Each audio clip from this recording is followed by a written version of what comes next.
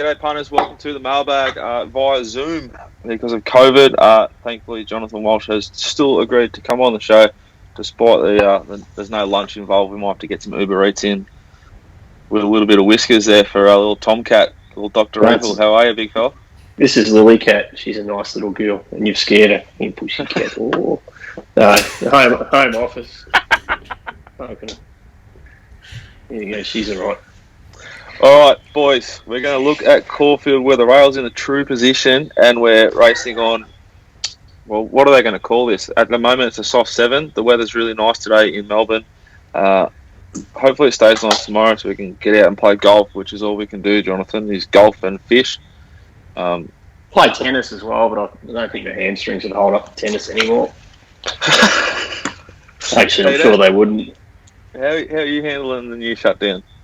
I'm just pretty much standard as what I have been for the last 6 months, just lock myself into a room, look at screens all day, and then occasionally make contact with human life, which is, I'll be running, keep myself fit and active. Yeah, well, you got to put all that actively you bought to good use, my man. We're going to look at Caulfield, like we said. The rail's in the true. I think that means it's going to be pretty fair. Do you two have any other thoughts on how the track might play? Oh, well, it's good weather outside at the moment, but I mean, last week I think I said the same, and it was torrential downpour. But just stop you, mate. The alien videos have really sort of unleashed the inner punting demon in you. You're on fire last week and the week before. Yeah, well, mate, just trying to do my best. Obviously, Daniel Andrews has absolutely crucified my businesses. So I've got to keep finding it in some way to keep the empire running. So yeah, it's I will try and find something. But that Caulfield's been a little bit inconsistent, sort of thing. But it's been very inconsistent. It's been an awful track to bet at and try and predict what they're going to do. Let's be honest. So we can see what the pattern draws out, and then work with the pattern and the lanes, and go from there. It will be more. We're going to go in depth, boys, into races 6, 7, 8, and 9, the Quaddie legs. Let's start with race 6, where Right You Are is just favourite from Grand Flora. I don't know if Peter's going to do synthetic holds and speed maps. Are you, mate? Yeah, why not? Well, Right You Are has been somewhat backed, and so has Grand Flora since they went up yesterday. Translator, Turidan, a little bit soft. Thought of that sort of steady there around the 650 mark. Boys, Jonathan, do you want to kick us off here? Yeah, look, on first glance, I thought of that.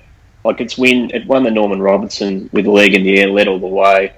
It's about 650 each way. I reckon that's a pretty solid each way bet. I know it's got a bit of weight, but we discussed this weight scale as well. The weight scale is really frustrating.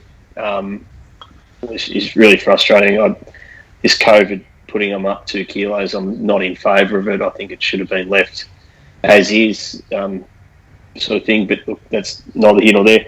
Thought of that, won the Norman Robertson. It beat Warning, and it just won easy. Its run at Caulfield was good. It's going to be improved. If it brings any of that form that it had in spring, the $6.50 is overs, in my opinion. I did like Right You Are as well. It was very solid through the line at Flemington last start. Barrier 15 is a bit of a concern, but your man's riding it, so anything's possible. So those two are clearly top of the market. And a big query around the 4, Francis Finnegan horse. First up from New Zealand. It's got absolutely no weight on its back. W Price is an up-and-coming jockey. It wouldn't shock me if it ran a good race. It wouldn't shock me if it ran a good race. Yeah, I think it's sort of the hardest horse. Well, obviously, it's the hardest horse in this race to sort of get a profile on, but it has won at 2,000. Yeah, it's going to have no weight. It's drawn barrier 2. It'll make a lot of sense if it runs a big race, wouldn't it? Yeah, well, the other thing is it's first up at 2,000 metres, which means it's either got residual fitness or it is fit, because you wouldn't... I don't... F. Finnegan, I actually don't mind backing the horses from that stable at all. They can go around at overs. So, no, it's the real query for mine in the race. But if it's slightly on pace, I'll be back and thought of that each way. I think that's well worth sort of putting a little caveat there for all of our selections for these next 4 races is if, like what often happens at Caulfield, a dramatic pattern is evident, then we'd be changing our positions. Peter, what did you think about race 6? Yeah, I was sort of leaning towards thought of that at the price, just given the fact that Right You Are and Grand Flora obviously have good claims, but they both look pretty short, and I guess their map probably is of more concern. Thought of that you'd say is probably more one-dimensional, but that's not necessarily a bad thing. Saying the last time there was a wet track at Caulfield, and there is some rain forecast on Saturday, so this is a big if, talking about Saturday on Thursday, but it did play quite on pace. So particularly if that does emerge and you're seeing the first couple of races, you really just have to have something on thought of that early in the piece at 9 a.m. and then adjust during the day. So I think that's probably the most sensible play here. But look, I mean, there are obvious claims to Grand Flora. That horse is recording some really strong sections and does look like 2000 will probably be suitable. Right You Are is doing nothing wrong as well, but yeah, it's not really a race I had too much time for. I see the race actually probably scarily pretty much the same. Thought of that's the bomb-proof horse. It has to go forward. If this field stays the size it is, I think you're going to get good tempo, which will suit it. The faster they go, the better this horse will go. If there is a pattern that's suiting on pace horses, though, both Grand Flora and Right You Are have some tactical speed, and they have the 2 best riders in Victoria, probably Australia, on top of them. So if Ollie or Willow want to roll forward, they will. You know, if they think they need to, they can here. I thought Tooradin was half missed by the market. Drawn 7, just gets every possible, gets the nose band back on. I think they sort of freshened it, tinkering with it. This is a nice horse with good ability. Translator I half found, but Translator SP'd like hundreds versus thought of that, so it's hard to sort of cop the short price, but it's also got a really good SP Translator versus Right You Are, so found it hard to price. Big case for the Grand Flora and Right You Are. I think they're both massive chances here. Rebel Racer, I'd be really keen to see what the market does before I decide you got a sore ass, Dicko? What do you mean? Or sitting on the fence like that? Tipped half the field. I'm just giving a preview of a couple of runners, mate, then I'll come at you. I hope it's not a ticket fence. Yeah. I thought this one happened, It's going to be more lit because he's got like the protection of the screen. I thought the horse's big overs here is 15 Our Crown Jewels. It wasn't suited at Sandown. SP $31 there versus Grand Flora is $370. Grand Flora is $370 here, and Our Crown Jewels is $100. It's a horse that's shown a little bit of talent, and at that price, you don't need to have much on to find out. I want to be with thought of that and something small on the 15 Our Crown Jewels. P. Moody. Race number 7, boys. Up goes the Synthhold, then comes a speed map. I thought this race was pretty tricky to figure out, like as a betting proposition. Jonathan, anything? Yeah, it was a heat. Well, I mean, it's an 1100 metre race. It's going to be pace, but there is a stack of pace in this. Tavasan and Jungle Edge will be pushing out hard. I've got no doubt that Viridine is probably the best quality animal in the race. If this track's fair, I'd be happily backing Viridine because the pace beyond, and its run last start on the heavy at Randwick. It was a big win, wasn't it?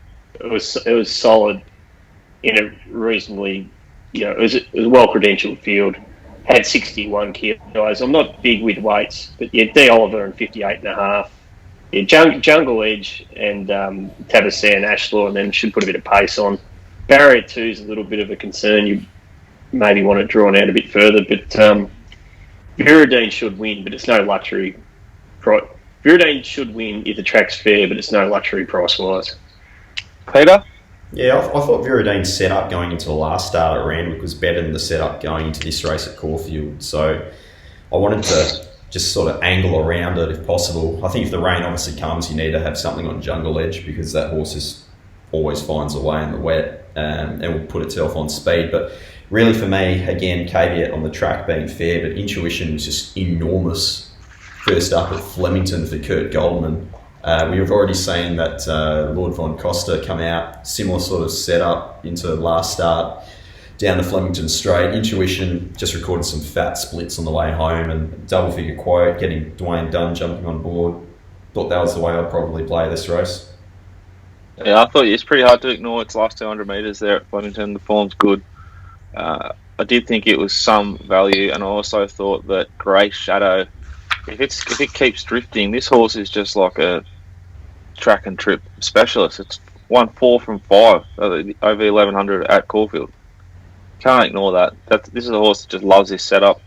And then if you look at its overall, this distance, it's 5 from 8. So it's a Caulfield horse, not just an 1100 metre horse. I'll be looking to play both, but won't be betting until I've seen a fair bit of, like I say, up to race 5, because they're both going to be worse than midfield and need to run on. Yeah. Race 8, Jonathan, is over the 1100 again. Big field here, younger horses. There goes a synthetic hold and a speed map. What do you think here? Yeah, there's a bit of value in this race. I'm not usually a fan of betting into these 3-year-old fillies races. I don't seem to get them. Personally, I just don't seem to get them right as much as I'd like. There's a few first up. Well, both Stokes horses have got ability, but they'll go back in the field. So, as I said, track pattern the key. Clint McDonald horse Flowstale sit on pace. It's got a chance. I could tip quite a few in the field here. Look, what I come up with. Oh, are you fence sitting, are you? No, I'm not. It's because I'm not going to tip after the field. You better get off that fence. You'd break it. No, mate. Solid. I'm going with the Francis Finnegan horse. Again, no frontiers. It's about $15 each way. It was a very solid win in a maiden. They've taken it to town. It gets a solid map. Look, I just think it's value. If it was trained by one of the biggest stables, it'd probably be half the price.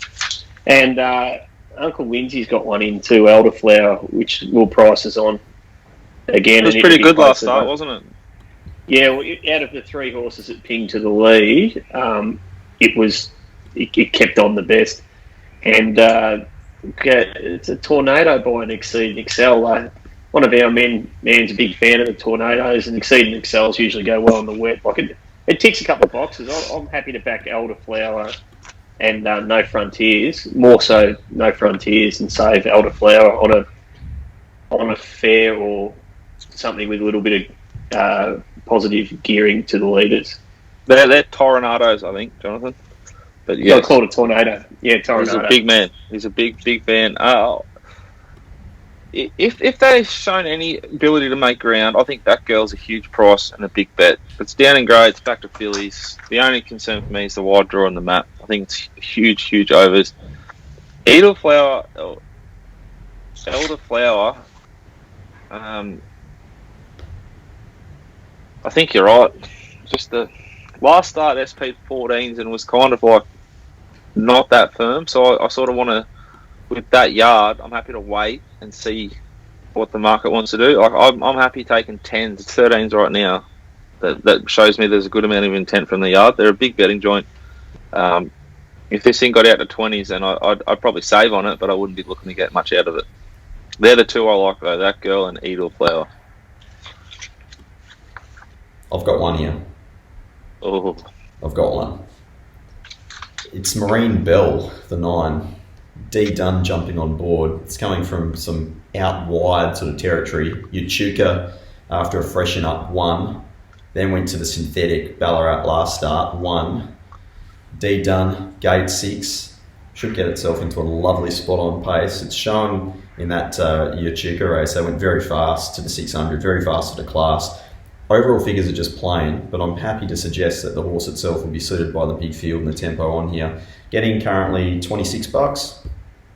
I'll be playing that. And also I agree with that girl. I thought that was the best of the potential tricky mapped closers. Yeah, exactly. So again, we'll have to wait and see to the day, but it will be back in the field anyway. So you don't need to bet now. You can wait and evaluate there. But I want to have something on Marine Bell early. Because I think that form's actually looking okay. I thought Are you getting a fax there, Jonathan? No, mate, we're not that antiquated that we have the fax machine. I don't know what that Checking. is. It's a Powers dentist Reward, drawer.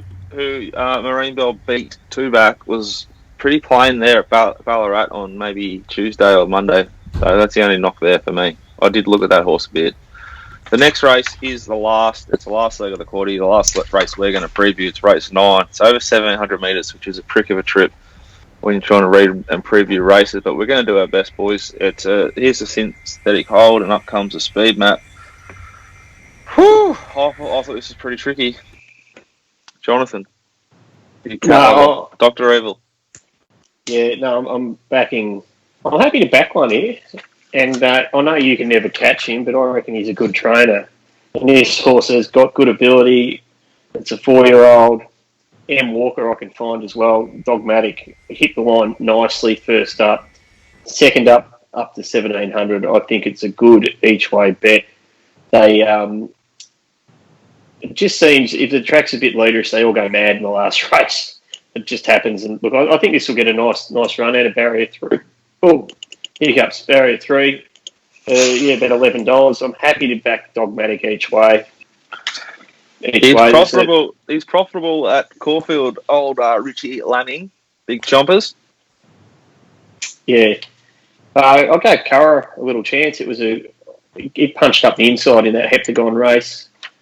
I like to see the horses that will go through the gaps a bit on the inside because, as a general rule, 3 or 4 off the fence is better going than hard up against the fence in races that come out of Curra. I gave a chance. So, back Dogmatic each way. Curra a chance, a value chance. Triple Strip ran on second up, but is a mare, which is give it some chance. Declares War on best form has a chance. It's awful map. It's Casterton or Caul run. It was Casterton Cup run was fair. Heavenly Emperor was tough last start, but draws 15, uncertain, and a sneaky chance to Surreal Image. Kevin Courtson's down the bottom. It's one of those it's an on pacer, so that'll dictate. Pattern will dictate, but no, Dogmatic is good odds at $11 each way. Peter?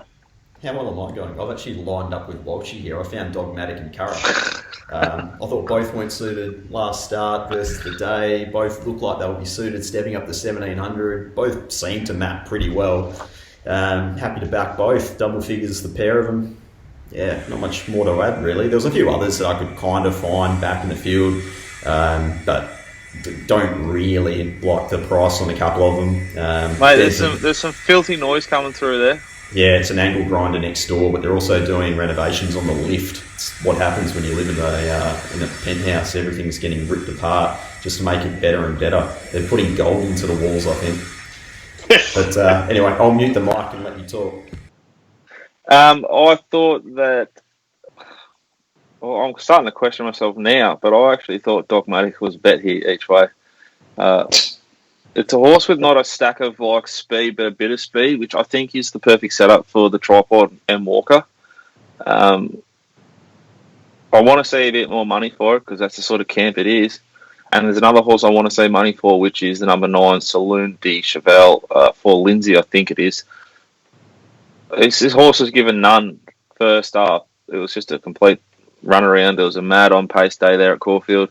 If the track's anything, if it's fair, if midfield's okay, I think even horses from the back might be able to run on here. There's a good amount of tempo here to my eye with a big field. I thought Dogmatic, and so number 11 Dogmatic and number 9 Saloon de Chevelle, whatever we're calling that. That were the two I liked in this race. The horse, which if it got out to $20, we'll say north of 18. Number 2 Bedford. It has ability, and it had really good ability. And if it's still racing, you'd think it's shown them something there to suggest it's still got a zest for racing. So I'll be big watch on Bedford. That's the other thing I half found. Boys, best bet, value bet, and lay. Jonathan?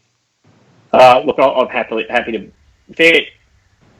Taking into consideration what we've said on the show today, I'm happy to... If Viridine looks a good thing, if the track's reasonably... If it's fair.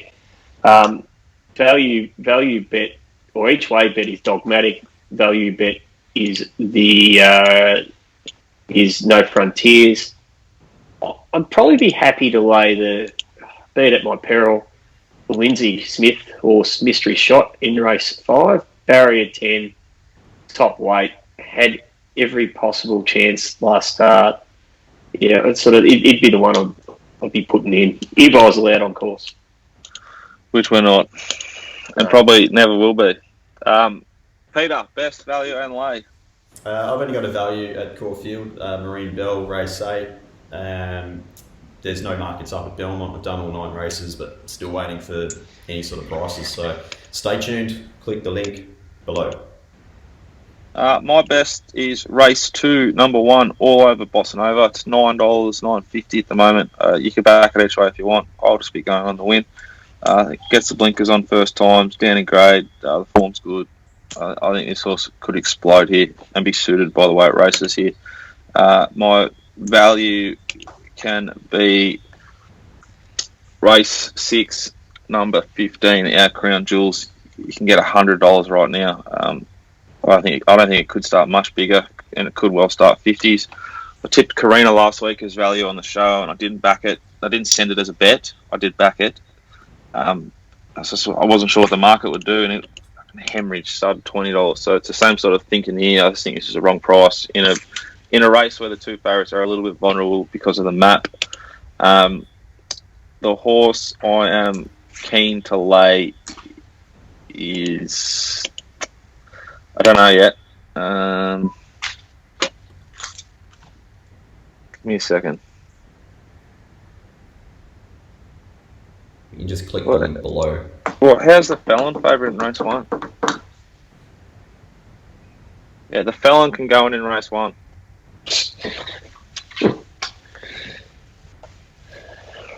Where'd you get those glasses from? I haven't seen them before. I just got a new pair. Yeah, I've been staring at screens for too long. Turtle shell.